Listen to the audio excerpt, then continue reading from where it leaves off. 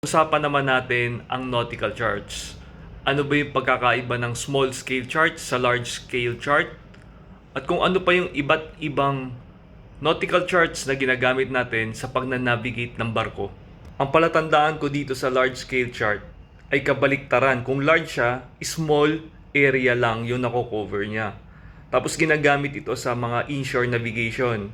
Kapag papasok ka sa kasulok-sulukan ng mga rivers o ng mga piers, ito yung mga ginagamit natin. Kasi detailed yung depth, detailed yung mga navigational aids na nandyan. Kapag small scale chart naman, tatandaan nyo, small, kabaliktaran naman, malaki naman yung area na nakocover niya.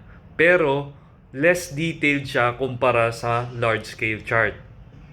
Ginagamit din ito for navigation at ginagamit siya sa mga pagpaplano ng passage, yung tinatawag na passage planning.